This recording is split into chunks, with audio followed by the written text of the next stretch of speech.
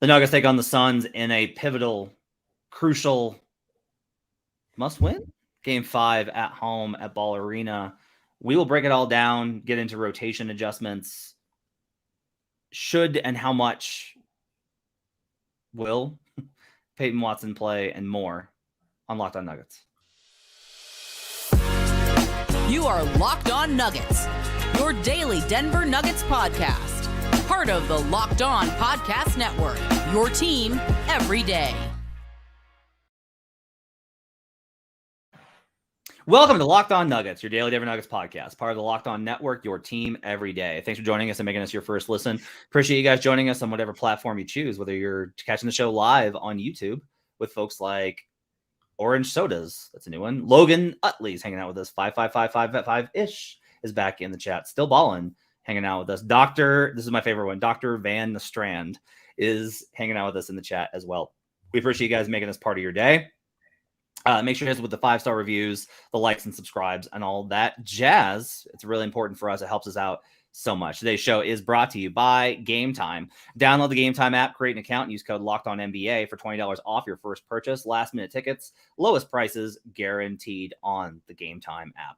My name is Matt Moore. I'm the senior NBA writer for the Action Network. I'm joined by Adam Mares. He's director of content over at DNVR. You can catch the pre- and post-game shows before every Nuggets game, after every Nuggets game, in between every Nuggets game, and all sorts of other great content. Check it out at DNVR, and check out the DNVR bar, the best place for you to watch a game. If you're looking for somewhere to watch Game 6, there's nowhere better than checking it out over there. Adam, how you doing on a Tuesday morning before a crucial Game 5? Biggest game of the year. Excited for it. Excited to see how this one goes and who steps up. So on today's show, we're going to kind of free flow this about Game 5, and there's I think a number of interesting questions to kind of get into. For starters, where do you feel Denver's confidence is at going into this game? I mean, first of all, in a 3-game series, anything can happen. So I think there has to be a healthy appreciation of that. Anytime you lose 2 in a row, your confidence rightly should be shaken a little bit. But nonetheless, I think Denver has to look at the series and say the margins are thin. They've been right there. And Kevin Durant and Devin Booker have had really good games over the last 3. So I think Denver has to feel a little bit confident. I'm curious to see how much they tweak their game plan. But I by no means – it's funny because you can look at the series in any way. You could say the Suns have figured Denver out. Some truth to that they have like adjusted to Denver's double scheming in the fourth and, those different things. And then you can look at it and say, hey, Devin Booker had the best game of his life and, eked out a win. Both of those things are true. So I think both teams have a reason to feel confident coming into Game 5.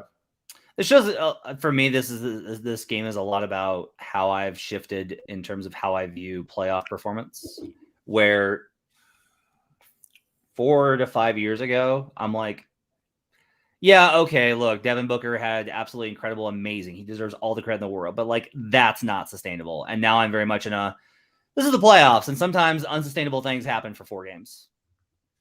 That's how it goes. 6 games. That's just how it goes. Sometimes, and some of this ties into great players have great series, have all-time moments. They rise to the best, right? Because if you're a Suns fan, you're is Nikola Jokic going for 50 again? And I would be I don't know, if you single cover him, he might. Nicola's a great player, Devin's a great player, and these guys are capable of these type of things. And there's been this, yeah, but he's not going to shoot 80%. I was a lot of us were he's not going to shoot 20, 25 again. Right. And then he had Game 4. So until I see him slow down, and the only way I think Devin's slowing down, I'll be real with you now I will say, let's talk about this for a second. So one thing, I went back and I watched all of Devin's Devin Booker's buckets in Game 4. And it was a lot more isolation and a lot of rejecting the screen. But a lot of it, Adam, also, Games 1 and 2, they really screwed up the Suns with how hard they iced, which is, if you're not familiar with it, pushing guys away from the middle and pick and roll coverage. You want to keep guys out of the middle. They were in Games 1 and 2, they were do not let Booker get middle. Booker is absolutely deadly on short pull-up jumpers from around the free throw line when he gets middle. He hit a couple of those in Game 4 in transition. But in Games 3 and 4, they started pushing them hard to the edge. They kept that up. But Booker really adjusted and got to those bank shot runners on pull-ups in those situations to the point where I don't know if at this point you have to play him a little bit more straight up and not be as committed to trying to push him sideline as much, because you can't bring help over in those spots, because you can't bring help from the strong side, right? One pass away. You can't do that. So what do you think is, like, just from that tactical perspective, how should the Nuggets approach be in terms of where they're trying to get Booker to and away from on the floor? Well, first of all, I think the details are important here. One of the things that's happened over the course of the series is that it's not just that if Denver's defensive coverages are changing, it's that Booker learns the tendencies of players in those coverages. So, for example, one of the key plays in the last game, Booker attacks the trap, so they ice it, force him to the sideline where Jokic steps up, keeps his dribble alive and backs out. Jokic releases from the trap, and then Booker attacks again immediately, forcing Jokic to once again step back up into the trap. So he's basically making Jokic come up, drop back, come back up, and then throws the skip pass. So those are things that are not necessarily like scheme. The scheme is set. How you attack it is set. He's just learning little subtleties, or have figured out little subtleties of, hey, how do I make this a little bit harder on Jokic? How do I have to make him anticipate and guess when to release and when not to? So for me, that's what the adjustment now comes to Denver is, okay, let's see some of the tendencies he has. And now do we get more aggressive? Do we not drop back knowing he's going to try to fake us out of dropping back? To me, that's the cat and mouse game of an NBA series. Is it's not necessarily that the schemes change, although they often do, but that the little details players start to figure out, oh, when this happens, this guy tends to do this. And I think that's where we're at right now heading into Game 5. Yeah, there was one sequence where Booker actually, like, you could tell that Jokic was trying to not let him, like, he wasn't trying to show as hard.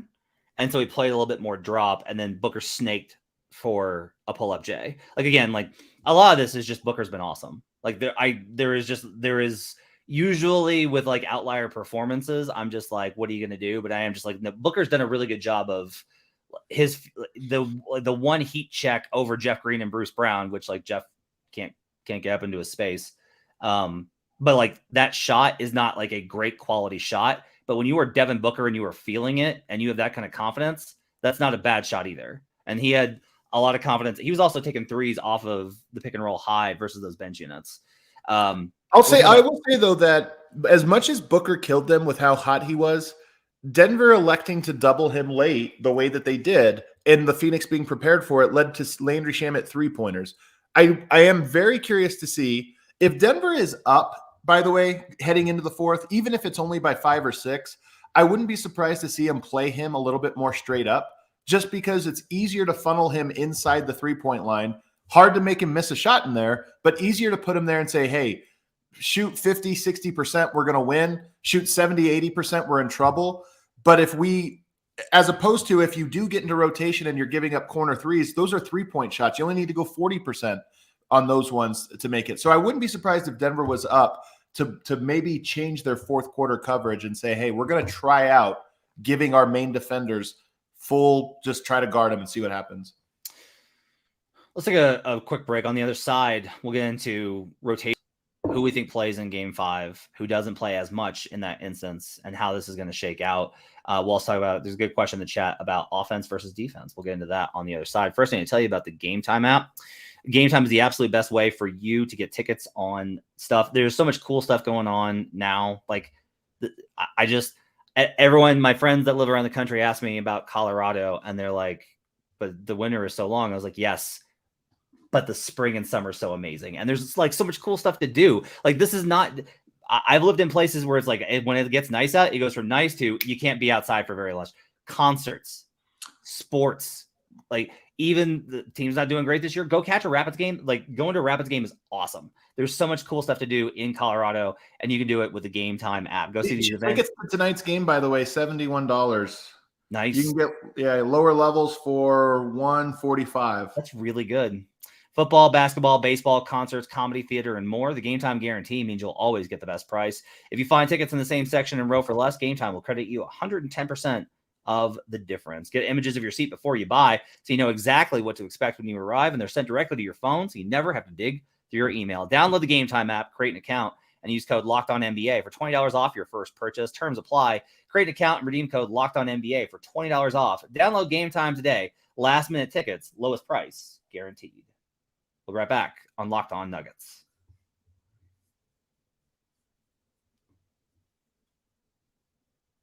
Back here on Locked On Nuggets. Thanks for joining us, making us part of your day. Appreciate you guys being with us. Adam Mars and Matt Moore before a pivotal game. Pivotal is the word I was looking for earlier. Game 5. Okay. So we are of the opinion. Malone mentioned 2 names. Like, it's really funny, the mirrors, right? Which is like before game 3, Monty Williams mentioned specifically Terrence Ross and TJ Warren. Before game 5, Michael Malone mentioned specifically Reggie Jackson and Peyton Watson. Let's talk about P-Watt first, and then we'll get into Jackson because I have a little bit more, I think, strong thoughts on it. I think that not just Peyton Watson playing, but who he plays for is very crucial. He can't, you should not carve out Christian's minutes to put in P-Watt. You need to carve out Jeff's minutes to play P-Watt. You should not carve out Aaron's minutes to play Watson. You should carve out Jeff Green's minutes to play Watson. This is a risk move. There are ways that this goes badly, but it is absolutely worth a try at this point in the series for trying to inject some life and some more defense into the bench unit. Your thoughts? Well, first of all, you're 100% right that it's a risky move, but I will say Jeff Green was a -16 in 20 minutes. So that's the number. That's sort of the floor you're operating with. Can you not be outscored by that margin? And then I'm with you. Christian Braun only played 8 minutes in that last one. He was a -10 as well, so it's not like his minutes went great. I'm very curious if you play him. To me, he could even be in line for a little bit more defensive assignment. And then, yes, Jeff Green, if you do play a Peyton Watson or a Reggie Jackson, I would prefer Peyton Watson. That would be the route I would go.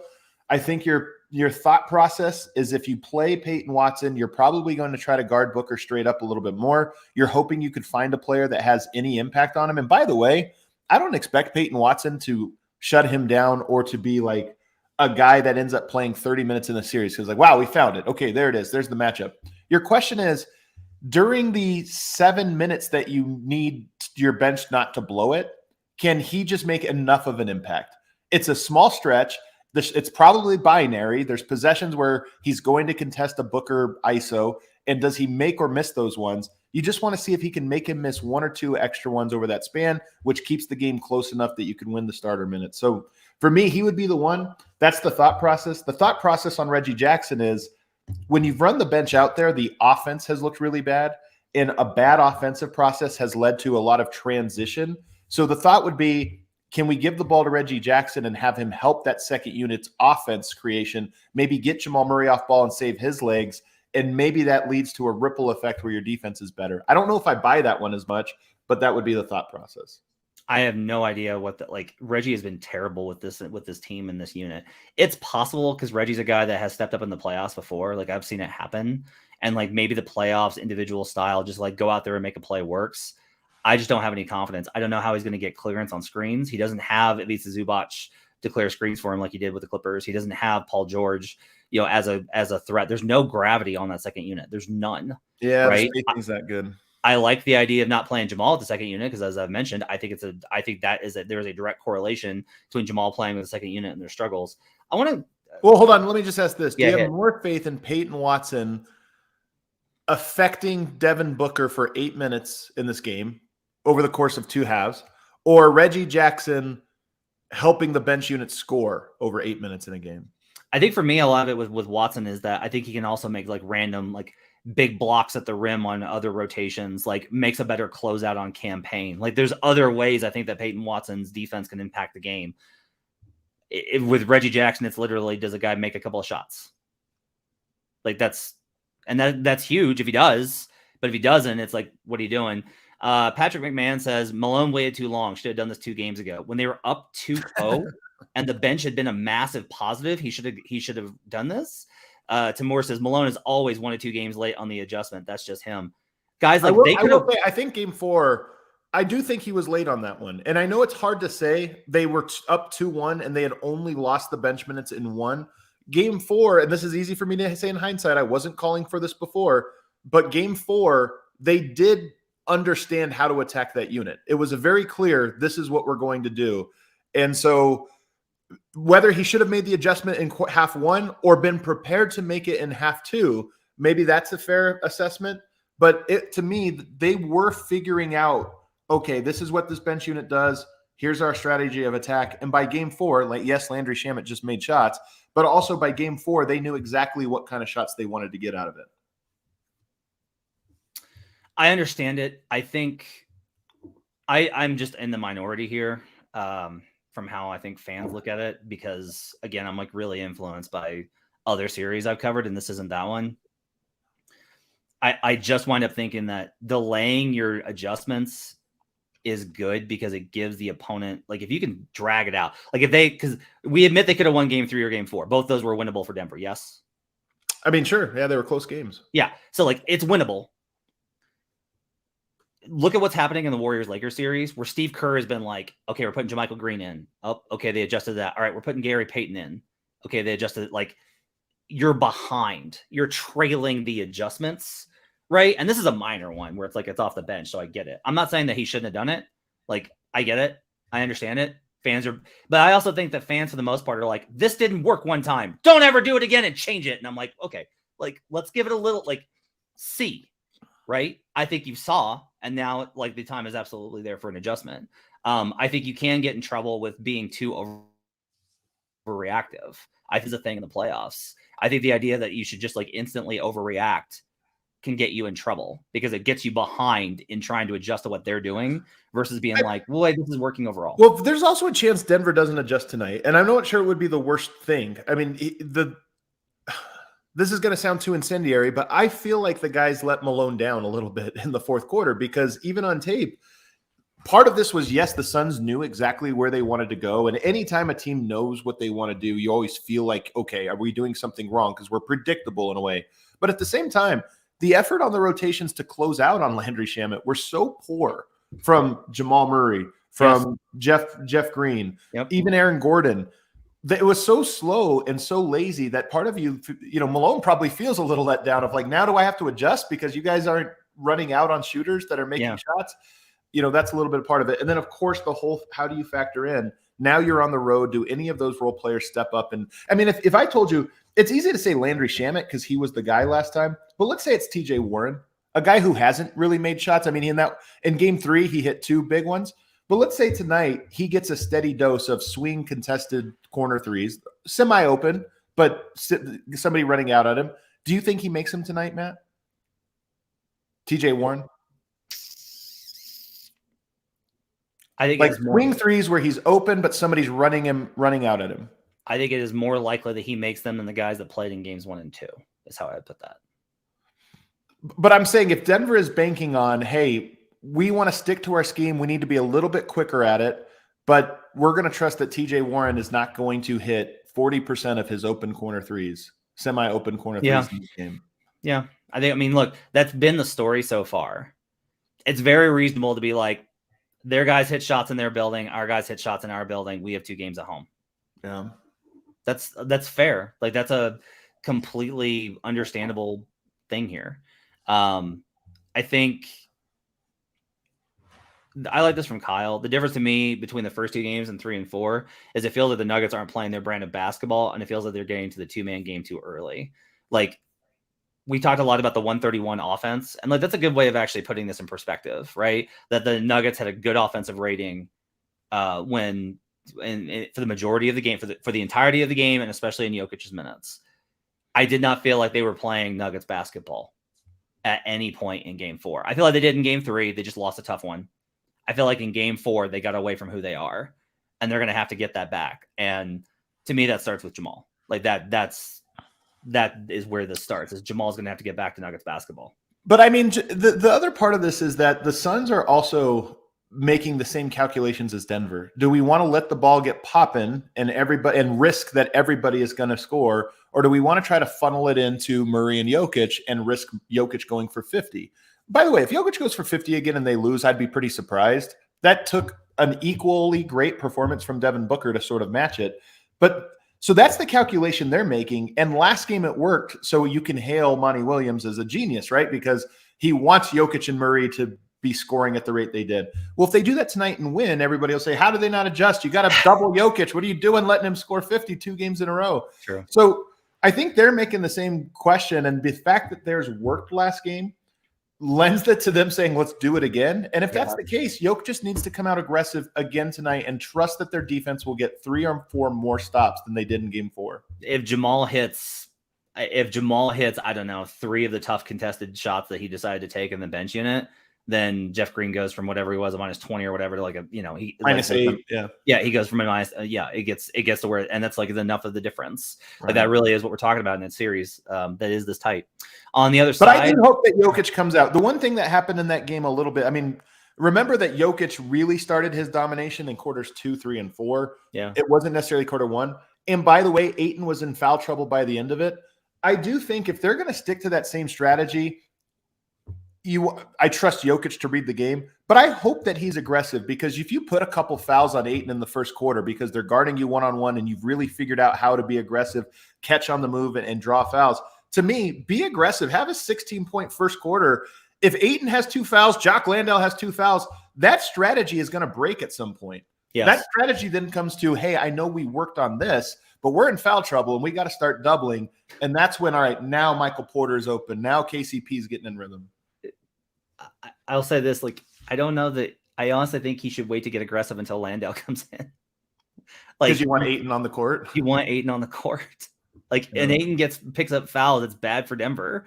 The Nuggets need Chris Paul and DeAndre Ayton on the floor more in this series. I don't know if that's true. I mean, the part of this is that Jock only plays 20 minutes. I mean, how many minutes can Jock Landale play? That's one of the questions. Like one of his skill sets right now is just hustle. Can he do that if he's playing 28 minutes? Yeah. Can he do that against Jokic if more of his minutes are against Jokic than they are against Jeff Green? That's a real question. So Ayton, I understand what you mean about Jokic really seems to have Ayton figured out, but I think he has Jock Landale figured out as well. And if he can force him to be on the court a little bit more, I think we'll see that more and more. On the other side, we'll talk about fatigue, because I think that's an interesting thing that we need to talk about, and we'll get some predictions for Game 5 as the series heads towards a pivotal point in the series. First thing to tell you about PrizePicks with a $1 million daily Superflex promotion. Every day of the NBA playoffs through the finals, one PrizePicks user will win a chance of becoming a millionaire. One entry placed after 8 a.m. Eastern will be randomly selected each day, and whoever places that entry will be given a 6-pick flex with the following payouts. 6 correct picks equals $1 million. That's 1/7,000th of Matt Ishbia's net worth. 5 correct picks equals 80,000. 4 correct equals 16,000. Full details can be found at prizepicks.com/million. You must opt in at the link prizepicks.com/million to be eligible for the $1 million entry. Once you opt in, all you have to do is play the game like normal, and you could be the lucky winner. Download the PrizePicks app or go to prizepicks.com to play daily fantasy sports. First-time users receive a 100% instant deposit match up to $100 with promo code LOCKEDON. Don't forget to enter promo code LOCKEDON at sign up for an instant deposit match up to $100. PrizePicks is daily fantasy made easy. We'll be right back on Locked On Nuggets. Final segment here on Locked On Nuggets. Thanks for joining us and making this part of your day. I want to hit this question from Arturis because I think it's actually a really important one. Arturis says, we are more tired than them after 1 month of cruising in the regular season all March. This is a thing. Is like Devin Booker, Kevin Durant have played heavy minutes all throughout these playoffs. That team looks fresh. I don't think Jokic looks tired. No, he doesn't. You're absolutely right. He doesn't. The other guys do. AG looks tired. Jamal looks exhausted. KCP looks just like frustrated and worn out. Like KCP's got a lot that he's trying. Like KCP just hasn't been effective. I'm sure it's frustrating, but I don't know that he's necessarily looked tired. He's missed his shots. Yeah, I don't think you're right. I don't think he's looked tired. But AG and Jamal are 2 guys that I think have looked tired. I agree. They've looked really tired. And Bruce Brown I think is worn down a little bit as the series has gone on. But Bruce Brown and KCP to me just are not effective against Devin Booker for whatever reason. And part of that's Devin Booker's incredible, but those guys to me have looked bad and they have not impacted the game on either side. But I think a lot of that has to do with they're a traffic cone at the moment to Devin Booker. This has been a thing I want to talk about this because this has been a weird point that I has been bothering me. Somebody made a point in the chat, says KCP has been invisible. Is he even playing? Chad Andrews, who's a friend of mine, mentioned this on Twitter as well. Guys, like KCP in the last game was 5 of 7. Like when KCP has gotten shots outside of game 4 or game 3, he's been fine. Like, I mean, he's not making his threes. I think that's the big thing. And those are the bigger shots. But because I'm trying to think of his 5 of 7. I know he had an escape dribble pull up. Transition. And then he had a pin down, come off a pin down and hit a foul line jumper. I can't remember the other 3 shots, man. But like, and that's fine. I think he had a fast break. Like my point here is I don't think that KCP is getting a healthy amount of the offense because of what I've talked about with Jamal. Like, I don't think the opportunities have been there for the other guys. Aaron was 5 of 10. Like Aaron shot 50% from the field. KCP shot 71% from the field. It's the number. Yeah, you're right. It's the limited opportunities for all of the other guys. You know, and MPJ very diplomatically, like after the last game when I was asking him about this, was like, you know, we need to get KCP more shots. He's our best shooter, which is not true. It's MPJ, but that was nice of him to say. But then MPJ was like, I've got to make myself more available. I think KCP and MPJ have made themselves available. I mean, here's the thing, though, Matt. I think Devin Booker was 0 for 2 in the fourth quarter of the last game. And again, that's by design. It's not that Booker went cold. It's not that Booker was off. It's that Denver said, hey, we're going to force the ball out. I just think that the Phoenix Suns are making a little bit of an adjustment the other direction. Now, I'll meet you halfway. I do think Murray is tunnel visioned. I do think he's on ball too much. He's over dribbling, and that is also cutting down. So there is things that Denver can do. But Denver is at their best when Jokic has 16 shots, Murray has 14, Porter has 14, KCP has 10, Gordon has 10. I just don't think that's going to happen in this series based on how they're guarding him. Zamora says, is there a way to target Book on D to get him winded? My answer to that is no. Man, well, you don't think there's anything Denver can do to wear him out more? Booker's numbers versus Jamal are tremendous. So my question here is, how do you force... This isn't true. What? This isn't true. Booker versus Jamal is actually... now, I don't trust that Jamal can guard Devin Booker, but I do think that there is something too. Could he match up with him defensively? All right, here's the thing. Bruce Brown and KCP are a little bit smaller, and I actually think the length is the only thing that affects Devin Booker, and it doesn't affect him that much, but affects him a little bit more. So to me, again, I don't think the solution is that, because I think Murray would wear him. I mean, he's already tired. Asking him to take on a bigger defensive assignment seems like a game 7 ask, not a game 5 ask. But no, those are not the worst numbers in the series. Are not on Jamal. Jamal is 3 of 14 via the NBA.com's admittedly won. You're saying when Booker is guarding Murray? I thought you were talking about the other direction. Okay, so the other one, I looked up that one too in the beginning. When Jamal is guarding Booker, Devin is 8 of 16. That's better than what he's shooting in the series. That's true. That's true. Also, the 16 is, I think, as interesting as anything. Part of this is just limiting what shots he can take. Yeah, I don't know. I just think I don't think he feels them at all. And I think that, like,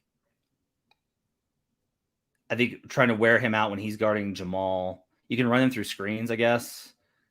I don't know. I just don't have a lot. Jamal's gonna have to show me, I think. Well, first of all, I'm not calling for Jamal to guard Booker because Murray's already tired. I just don't think he can take on any more responsibilities. Mm-hmm. Again, maybe in game 7, you say outwill him. You gotta. Now it's mano a mano. The game's probably going to be 90-92. Just maybe that's at that moment. But I'll say right now, you have Christian Brown, Bruce Brown, KCP, Jamal Murray. You might have Peyton Watson. You might have Reggie Jackson. I would throw a lot more physicality at him, a lot more full court press, and it has to be a smart press. I don't think this is like trying to get steals. It's just try to turn him. Yes. Try to make him get low instead of walking the ball up. Make him get low the way they're doing it to Murray. And the more bodies you throw at him, you need to use the energy of Christian, Bruce, maybe Peyton to zap the energy of Devin Booker. Agreed. And if you do that, and then the other part of this is you worry when you do that. Like, well, how is Phoenix right now? The margins are that they're scoring in transition. So the idea of full court pressing and leaving yourself more vulnerable to transition is one that I think you have to calculate. But the transition is Devin Booker. Devin Booker's been the one that's been scoring in transition, and Kevin Durant.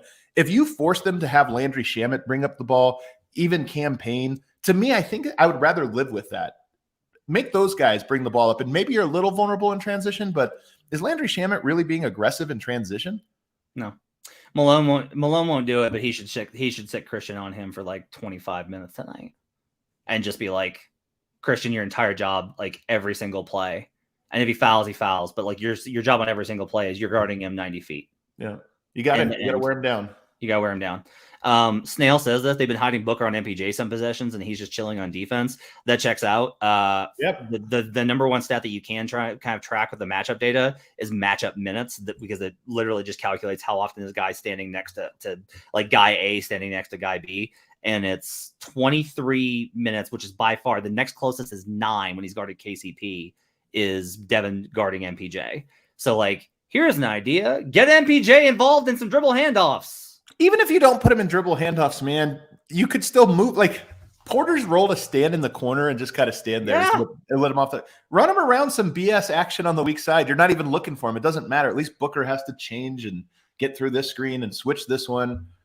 So I'm with you. Yeah. Or you know what? Put MPJ in the dunker and see if just try to make Booker have to box him out. Yes, absolutely. There's all these kind of ways, and they need to go to all of them because they're letting him off the hook right now, and it's a real problem.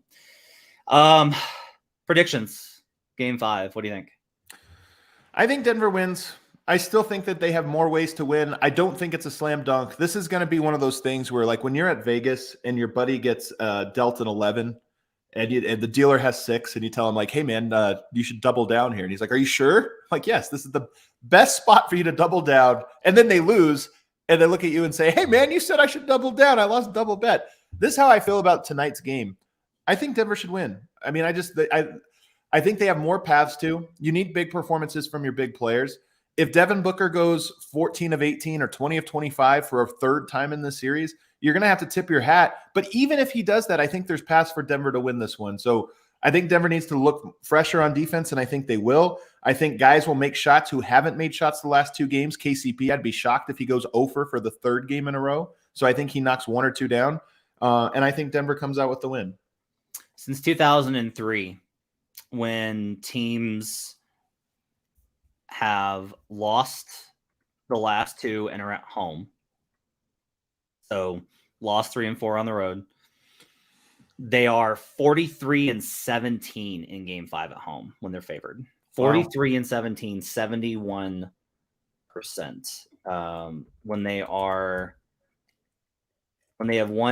When it's 2-2, they are 30 and 13 at 70%. So it holds up there as well. Right around 70% chance. To me, I don't know if I would feel that high on it. I would just internally, I would feel almost more 60-40, but yeah. I do feel good. The point is, I feel good about Denver's chances in this one. And having watched every game multiple times now, I think that what Denver does is a little bit more sustainable than what Phoenix is doing, albeit Phoenix, it's less about the other guys and more about their 2 guys have been fantastic, and maybe they just continue to be at that level. If you follow me on Twitter, this is not going to come as a surprise. I'm overreactive. I'm heavily influenced by shot variance, and the Nuggets is cooked thing comes out of that. You think the Nuggets are cooked? I think the Nuggets are cooked. I think the Suns win game 5. You had a chance you picked Nuggets in 6, and you had a chance to be on that. But I picked them to win game 4, lose game 5, win game 6. So here's a question for you. Devin Booker is shooting 57% from 3 in the playoffs. Yeah. Or in the series, 57%. What do you think he shot in the regular season without looking? Because he had a great regular season. 38? 35. Oof. He is shooting 22% better from 3 in this series than his season average this year, in which he had a very good season. Now, he might do that again. I mean, he's a great player. These things happen. But part of me just has to look at it and say, he might be a playoff 45% three-point shooter, which would be all-time. 57%, I have a hard time buying that is sustainable over an entire 7-game series. But we'll find out. I mean, he's good enough to prove me wrong. You want to know who did this to me? Fred VanVleet. That's who did this to me. Because, that Bucks team was awesome in 2019. They were so great. And Fred VanVleet had a kid and came back and had literally, I looked it up, the best 3-game shooting performance in NBA history. NBA playoff history, he had a 75% effective field goal percentage over 3 games. But that's a 3-game stretch, right? I know. And I mean, Booker's already been on the 3-game stretch. I mean, another one to look at here is Damian Lillard. 5-3. Remember when Denver played him? 5 threes, 9 threes, 5 threes, 1 of 6, 12 threes, 3 of 11. He was on fire in that series. And I just remember thinking, like, he can't do this again. Then he did it again. He can't do this again. He did it again. He can't do this again. He didn't. He had his bad game.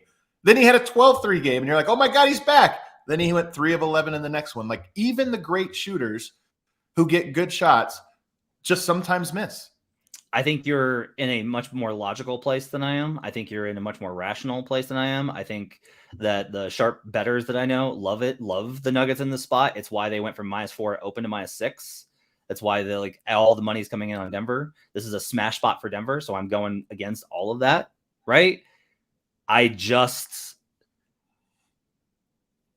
feel like I am doomed to have to talk about how Michael Malone didn't bench Jeff Green. That I'm doomed to talk about. Like, I know this. Like I know this one. What do you mean? Like I've had it with like, oh my gosh, is Jokic going to go 0 for 10 tonight? And I'm going to have to like the fear of the worst narrative of your own picks coming true. Yeah. I will say this. You remember Damian Lillard, the series, and how on fire he was, right? Yeah. He had a 55-point game. He had a couple 40-point games. What do you think his low was in that series? His low point total was? 24? 10. That series where we remember him not missing a shot for the entire series, he had a game where he scored 10 points. Now, again, that's not the norm. He also went for 42 and 28 and 34 and 37. Like he had monster games in between them, but even he had a rough one. Booker has not had a rough one, and I don't expect him to have a 10-point game. Just let me get that out of here. But he is averaging 37 points per game in the playoffs. I think one of the things, though, is like Devin can do that, and guess what happens then? What's that? Kevin Durant. I don't think so. Both guys have to. I mean, you have to remember, KD 39 or 36, him 36 on the craziest on 80% shooting, and Landry Shamet makes 5 threes, and they eke out a win up 3 with 20 seconds left in the game. So that's to me like I don't think one of them can have a bad game. What was game 2? Booker had an insane game. Yeah, and it was still Razor's margin. So role players got to hit shots tonight. In game 2, just to go over this real quick, he had 35 points on 14 of 29 shooting, so just slightly below 50%, but 35, 4 of 8 from 3. And Kevin Durant had the off night, 10 of 27, and they lose. They only score 87 points. I think they both have to be spectacular, and they're capable of it. I think a lot of this is also like the ephemeral, where it's like the Nuggets came out with such force and aggression in games 1 and 2. And they were so passive in 3 and 4. Like they did not carry the same energy on the road, which is not surprising. That's who they've been all year. They were a sub 500 road team. And even if you factor in the games where Jokic missed, they still weren't good enough on the road. And like, that's a problem for winning a championship, by the way, because eventually they will not have home court even if they get past the series. But like, if they bring the level of energy and effort, if they bring that, just the mentality, right? I don't even think it's about effort because I think it's hard to play professional sports without trying. If they bring the intensity and they really come out and hit Phoenix is going to be like, all right, fine. All right, we'll win game 6 and then we'll see what happens in game 7. Right. I love this take, Matt.